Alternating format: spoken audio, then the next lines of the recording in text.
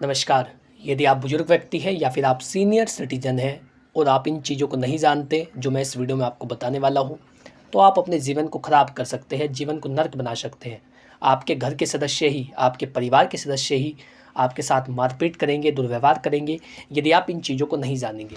यदि आप इन्हें जानते हैं तो आपके लिए बहुत बेहतर होगा, आप अपने अधिकारों से जुड़े रहेंगे और जो महत्वपूर्ण कानून, जो ख़ास कानून आपके लिए बनाए गए हैं, आप उनसे हमेशा जुड़े रहेंगे। आपको पता होगा कि किस स्थिति में क्या निर्णय लेना है। इन कानूनों को ना जानना या इन खास कानूनों के अभाव में, इन कानूनों की जानकारी के अभाव में अपने आप को आप खतरे में डाल सकते हैं। तो इन कानूनों को समझना बहुत ही ज़्यादा महत्वपूर्ण है। यदि आप बुजुर्ग व्यक्ति हैं तो इस वीडियो को अंत तक देखिए। यदि आप सीनियर सिटीजन नहीं हैं तो ऐसे में आपसे निवेदन है कि उन व्यक्तियों तक इस वीडियो को पहुंचाइए जो सीनियर सिटीजन हो, जो वरिष्ठ नागरिक हो, ताकि वो इस महत्वपूर्ण जानकारी को समझ सकें। और घर में रहने के दौरान जो शोषण उनके साथ होता है, पेंशन नहीं मिलना या फिर घर के द्वारा मारपीट किया जाना या फिर कोई अन्य समस्या, ये सब चीज़ें उनके साथ ना हो, वो परेशान ना हो, इसी उद्देश्य के साथ ये वीडियो बनाई जा रही है। विधि वार्ता के खास एपिसोड में आपका स्वागत है। देखिए, आग्रह तो मैं आपसे कई बार कर चुका हूँ, लेकिन आप चैनल को सब्सक्राइब नहीं करते हैं। कई बार आपको बता दिया गया है कि इस चैनल के माध्यम से आपको वो जानकारियाँ दी जाती है जो शायद आपको कहीं और ना मिले। तो इसीलिए आपसे पुनः निवेदन कर रहा हूँ कि यदि पहली बार आज आप चैनल पर आए हैं तो आज ही सब्सक्राइब कर ले। आपका एक सब्सक्राइब, आपका एक क्लिक हमारा मनोबल बढ़ाता है, हमें प्रोत्साहित करता है कि अन्य विषयों पर भी वीडियो बनाई जाए। बहुत ही दिलचस्प तरीके से, बहुत ही छानबीन करके आपको बताया जाए कि क्या चीज़ आपके लिए बेस्ट है। तो आपसे पुनः निवेदन कर रहा हूँ कि यदि पहली बार आप चैनल पर आए तो आज ही सब्सक्राइब कर ले। दोस्तों, बात करते हैं सबसे पहली चीज़ की जो बुजुर्गों को नहीं पता होती और जिनका लाभ वो नहीं लेते हैं, तो वो है वरिष्ठ नागरिक हेल्पलाइन और विधिक सेवा। यदि आपको वो नंबर नहीं पता है जो हर समय आपकी सुविधा के लिए उपलब्ध है या आपकी सहायता के लिए उपलब्ध है, तो आप अपने जीवन को खतरे में डाल सकते हैं। यदि कोई घर का सदस्य आपके साथ मारपीट कर रहा हो और आप जानना चाहते हैं कि हम कहाँ पर संपर्क करें, क्या करें ताकि जल्दी से जल्दी कोई व्यक्ति हमारी सहायता करे और हमें बताए कि क्या करना है, तो कितना बेहतर होगा। तो सबसे पहले तो आप वो नंबर जानिए, वरिष्ठ नागरिक हेल्पलाइन नंबर 14567, 14567। आप इस पर कॉल करेंगे और तुरंत कानूनी मदद मांग सकते हैं। कानूनी मदद ही नहीं, आपको जिस किसी भी मामले में सहायता चाहिए, हो सकता है अकेलापन महसूस हो रहा हो या आप दिमागी रूप से सही ना हो या फिर घर में रहने के दौरान कोई व्यक्ति परेशान कर रहा हो या फिर आप बैंक में जा रहे हो, वहाँ पर लाइन में लगना पड़ रहा हो या फिर आपकी पेंशन समय पर ना मिल रही हो या फिर किसी दस्तावेज को बनाने में कठिनाई आ रही हो, जो भी आपकी समस्या हो, इस नंबर पर कॉल करके आप पूछ सकते हैं और कानूनी मदद मांग सकते हैं। बुजुर्ग अत्याचार की तुरंत शिकायत कर सकते हैं। किसी भी व्यक्ति से, चाहे वो घर का हो, बाहर का हो, अन्याय को नहीं सहना है। अन्याय को सहना अपने आप में एक अन्याय है। यदि आप उस चीज़ को सह रहे हैं जो आपको नुकसान पहुंचा रही है, तो ऐसे में आप अपना नुकसान कर रहे हैं। मैं आपकी बात मान रहा हूँ कि इतना सामर्थ्य नहीं बचता कि आप बार बार पुलिस स्टेशनों में जा सके, तो ऐसे में किसी एक ऐसे व्यक्ति को अपने साथ रखिए या फिर उससे जुड़ करके रहिए। उसका कम से कम मोबाइल नंबर अपने पास रखिए ताकि वो आपकी ज़रूरतों को पूरा करने के लिए आ सके, आपकी बातों को वो समझ सके और आपकी जो मजबूरी है उसको समझने का प्रयास करे। ऐसा नहीं कि आप ही को सुनाने लगे या आप ही को कहने लगे कि आप ही की गलती है। ऐसे व्यक्ति से जुड़े रहना बेकार है।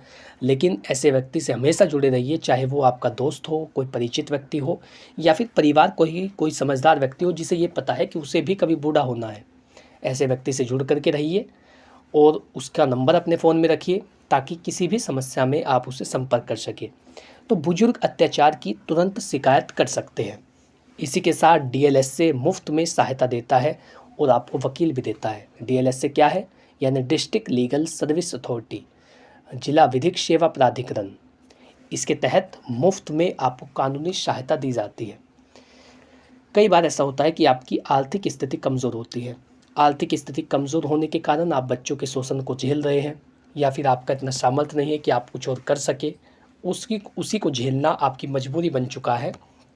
तो ऐसे में डीएलएसए में जाइए, डिस्ट्रिक्ट लीगल सर्विस अथॉरिटी में जाइए, जिला विधिक सेवा प्राधिकरण में जाइए। वहाँ पर जाकर के सलाहकारों से मिलिए, उनसे बातचीत करके आपको अच्छा लगेगा और वो आपको बताएंगे कि आप इस प्रक्रिया में, ये जो घटनाएं आपके साथ हो रही है, आप ऐसे में क्या कर सकते हैं। यदि उनके द्वारा कुछ नहीं भी किया जा रहा तो कम से कम आपको शांति तो मिलेगी उनसे बातचीत करके, ये तो पक्का है। तो वहाँ पर जाइए और बातचीत कीजिए और उन्हें अपनी सारी समस्या को बताइए। कई बार ऐसा होता है कि हमारी समस्याएं किसी अन्य व्यक्ति को बता देने से कम हो जाती है, या फिर हमारे जो मन में जो भार होता है, तनाव होता है, डिप्रेशन होता है, वो चीज़ें दूर हो जाती हैं यदि आप किसी और को उन समस्याओं को बता रहे हैं। तो ऐसे में डीएलएसए में जाना आपके लिए बहुत ही महत्वपूर्ण है। मैं तो आपसे पूरा ये निवेदन कर रहा हूँ कि कोई भी समस्या हो एक बार जा कर के देखिए, मिल कर के देखिए, उन्हें बता कर के देखिए, फिर देखिए क्या रिस्पॉन्स आता है, आपको कितनी शांति मिलती है। पुलिस को निर्देश बुजुर्गों को शिकायत पर प्राथमिकता करे, यानी जो पुलिस वाले हैं उनको कई बार ये निर्देश दिया गया है, कई बार सुप्रीम कोर्ट की गाइडलाइन दी गई है, यदि कोई बुजुर्ग व्यक्ति आपके पास शिकायत लेकर के आ रहा है तो सबसे पहले उसका कार्य करो या उसकी शिकायत पर तुरंत ध्यान दो। ऐसा नहीं कि वो बुजुर्ग है तो उसको वहीं पर बिठा दो या फिर उसकी बातों को ना सुनो या फिर उसकी बातों को नज़रअंदाज करो। वहीं बुजुर्गों के पास वैसे तो प्राथमिकता का अधिकार है ही, जो सीनियर सिटीजन एक्ट है उसके तहत आपको प्राथमिकता का अधिकार मिलता है, राइट टू प्रायोरिटी आपको मिलता है। लेकिन फिर भी बहुत सारे लोग ऐसे होते हैं जो आपकी बातों को नहीं सुनते, जिनमें बुद्धि कम होती है या उन्हें पता नहीं होता कि उन्हें भी बुजुर्ग होना है। तो ऐसे में आप अपने अधिकार का प्रयोग भी कर सकते हैं। तो पुलिस वालों को ये निर्देश दिया गया है कि बुजुर्गों की शिकायत पर तुरंत कार्रवाई करें, प्राथमिकता के आधार पर उनकी शिकायत को ले। यानी यदि थाने में भीड़ भी है और कोई बुजुर्ग व्यक्ति आ रहा है तो सबसे पहले उसकी बातों को सुना जाए और प्राथमिकता के तौर पर जल्दी से जल्दी कार्रवाई करने का प्रयास किया जाए। ये निर्देश पुलिस वालों को दिया गया है। तो सबसे पहले तो आपने जाना कि जो वरिष्ठ नागरिक हेल्पलाइन है और विधिक सेवा है वो कैसे आपकी मदद करती है। दूसरी चीज़ है संपत्ति का दान हस्तांतरण सोच समझ कर करें। यानी यदि आप 60 वर्ष के हैं, आप वृद्धावस्था में हैं, आप बुजुर्ग हैं, आपका इतना सामर्थ्य नहीं है कि बार बार चल सके, कहीं पर चक्कर काट सके, दफ्तरों के कार्यालयों के चक्कर लगा सके, कानूनी कार्रवाई कराने के लिए कोर्ट की दर दर ठोकरें खा सके, तो ऐसे में दूसरी चीज़ जिसका आपको ध्यान रखना है वो है संपत्ति का दान या हस्तांतरण हमेशा सोच समझ कर करें। एक बार नहीं 100 बार सोचें जब भी आप अपनी प्रॉपर्टी को ट्रांसफ़र करने के लिए जा रहे हो। बहुत से बुजुर्ग संपत्ति ट्रांसफ़र कर देते हैं देखभाल की शर्त पर। यानी आपने यदि देखभाल की शर्त पर संपत्ति को ट्रांसफ़र किया है और बच्चा आपकी देखभाल नहीं करता, जो बच्चा है, जो उत्तराधिकारी है, जिसके नाम वो प्रॉपर्टी आई है, उसने आपकी देखभाल करना बंद कर दिया है, वो आपकी केयर नहीं करता। पहले तो बहुत कहता था कि पिताजी संपत्ति दे दीजिए, माताजी संपत्ति हमारे नाम कर दीजिए, आपकी केयर करेंगे, हम आए ही इसलिए है, हम बने ही इसलिए है कि आपकी केयर करें, और ऐसे झूठे दिलासे दे करके वो संपत्ति आपसे ले लेते हैं, अपने नाम करा लेते हैं। उसके बाद वो अपना असली रंग दिखाना शुरू करते हैं, आपको मेंटेन नहीं करते, देखभाल नहीं करते, जो बेसिक नीड्स है उनको पूरा नहीं करते, बुनियादी ज़रूरतों को पूरा नहीं करते। तो ऐसे में भी आपके पास अधिकार होता है। बच्चे देखभाल ना करें तो संपत्ति वापसी का हक है। यदि बच्चा देखभाल नहीं कर रहा है या आपको मेंटेन नहीं कर रहा है, आपकी जो बुनियादी सुविधाएं हैं उनको पूरा नहीं कर रहा है, तो ऐसे में आपके पास अधिकार है, राइट है कि आप उससे अपनी संपत्ति को वापस ले सके। ये पूरा अधिकार आपको मिला हुआ है। तो जब आप अपने अधिकारों को समझेंगे तभी तो कुछ कर सकेंगे। केवल न्यायपालिका पर आरोप लगा देना कि कुछ नहीं होता, वकील केवल चक्कर कटाते, ये केवल बिना बात की बात है, बेबुनियाद बात है, निराधार बात है, ये कहीं पर भी एडमिसेबल नहीं है। आपको ये प्रयास करना होगा जब आप ये बताएंगे कि हमने देखभाल की शर्त पर संपत्ति दी थी और बच्चे देखभाल नहीं कर रहे हैं, तो फिर बहुत ही जल्द आपकी संपत्ति आपको वापस मिल जाएगी। ज़्यादा दिनों तक चक्कर काटने की आवश्यकता नहीं होगी, क्योंकि शर्त तोड़ने पर जो दान है, जो ट्रांसफ़र डीड है, वो कैंसिल हो जाती है, वो रद्द हो सकती है। इस बात का भी आपको ध्यान रखना है।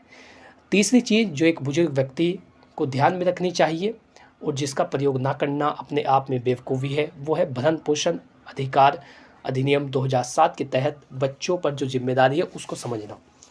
यानी यदि आप बुजुर्ग व्यक्ति हैं तो आपकी सुरक्षा के लिए, सुरक्षा ही नहीं आप ही की सुरक्षा की जाती है और आपकी संपत्ति की भी सुरक्षा की जाती है।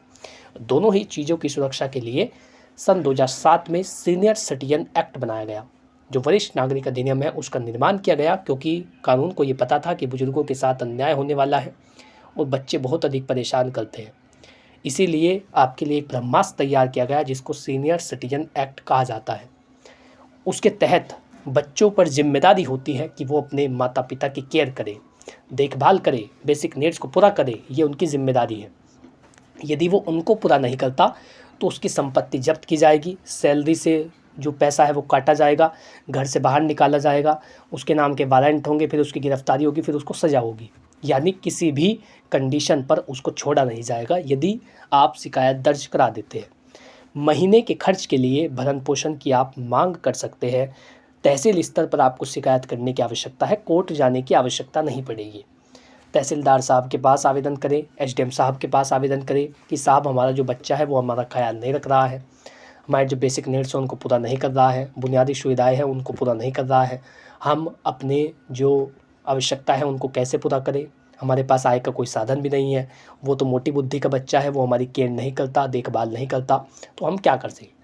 तो ऐसे में यदि आपने प्रॉपर्टी उसके नाम कर रखी है तो वो तो वापस ली ही जाएगी और उसको एक आदेश भी दिया जाएगा, बदले में उसको एक आदेश दिया जाएगा, संपत्ति छीन करके उसको एक आदेश दिया जाएगा कि माता पिता की केयर कर, माता पिता की देखभाल कर, माता पिता तेरे माता पिता है, अपनी नैतिक जिम्मेदारियों को समझ और इनकी केयर कर, इनकी देखभाल कर।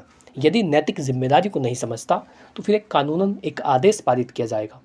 वो जो आदेश होगा वो बच्चे को मजबूर करेगा कि वो माता पिता को मेंटेन करे, मेंटेन करने के लिए उसको आदेश दिया जाएगा। मेंटेनेंस में वो सभी चीज़ें आ जाएगी जो आपके जीवन जीने के लिए पर्याप्त होंगी, रहना पीना खाना, आवास की सुविधा, चिकित्सा सुविधा, दवाइयों का खर्चा, इन्हीं चीज़ों की आपको आवश्यकता है। यदि ये चीज़ें आपको मिले तो आपका जीवन सुखी से व्यतीत होगा। लेकिन वो एक अलग विषय है कि आपके पास कोई साथ देने वाला भी हो, कोई ऐसा व्यक्ति भी हो जो आपके अकेलेपन को दूर करे, तो वो अलग बात है। लेकिन ये पर्याप्त साधन है कि आप अपने जीवन को सही प्रकार से जी सके। तो मेंटेनेंस का आदेश उसको दिया जाएगा।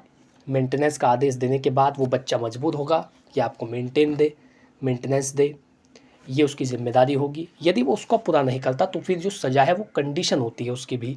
यदि आपने आदेश करा लिया है लेकिन उसके बाद भी मेंटेन नहीं कर रहा है तो फिर क्या हो सकता है।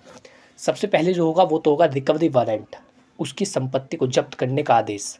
यानी जहाँ पर भी उसकी संपत्ति उसको जब्त कर लिया जाए और उसको फिर ये वार्निंग दी जाए कि संपत्ति हमारे अंडर में आ चुकी है, मेंटेन कर रहा है नहीं। यदि नहीं करता तो संपत्ति बेच दी जाएगी और आपको मेंटेन किया जाएगा। दूसरी स्थिति, यदि उसके नाम पर संपत्ति ना हो तो ऐसे में उसके नाम पर गिरफ्तारी वारंट जारी किए जाएंगे, उसको गिरफ्तार किया जाएगा और फिर जेल में भेजा जाएगा। ये इसकी पूरी प्रक्रिया होती है। लेकिन आपको उसे मेंटेन करना होगा, उसे आपको मेंटेन करना होगा क्योंकि ये उसकी जिम्मेदारी है, नैतिक ही नहीं बल्कि कानूनी बंधन भी है। देखिए, चौथा प्रावधान है वरिष्ठ नागरिकों के लिए पेंशन और सरकारी योजनाएं। कई बार आप ये भी संकोच में रहते हैं कि पेंशन रुक गई है, क्या करें। तो पेंशन आपकी क्यों रुकती है? बिना जानकारी के रुकती है। जब आपको नहीं पता होता कि नियम क्या है, क्या क्या आपको करना होगा, बिना जानकारी के कई लोग सुविधा से वंचित रह जाते हैं। यदि आपने पेंशन अप्लाई नहीं कराई है तो आप पेंशन से वंचित रह जाएंगे। कुछ योजनाओं में मुफ्त इलाज, किराया छूट और यात्रा में रियायतें भी आपको मिलती है। समय पर आवेदन ना करने पर लाभ छीन सकते हैं। ये तो मैंने उनके लिए बताया जिन्होंने अप्लाई नहीं करा रखा है। राष्ट्रीय वृद्धावस्था पेंशन योजना है, इंदिरा गांधी राष्ट्रीय वृद्धावस्था पेंशन योजना है, अटल बिहारी वाजपेयी जो पेंशन योजना है, कई सारी पेंशन योजनाएं बुजुर्गों के लिए दी गई हैं। तो आप उन्हें अप्लाई कराइए। यदि आप किसी सेवा से रिटायर्ड है तो उस विभाग के द्वारा आपको पेंशन दी जाती है। यानी पेंशन लेना आपका हक है, सरकार के द्वारा दी जाने वाली भीख नहीं है। सरकार आपको सम्मानपूर्वक वो पेंशन दे रही है, आपका सम्मान किया जा रहा है कि आपने राष्ट्र के नाम सेवा की है, इसी के बदले में आपको पेंशन मिलती है। तो पेंशन लेना भी आपका हक है, आपका अधिकार है। अब देखिए, यदि आपकी पेंशन रुक जाए तो क्या करें।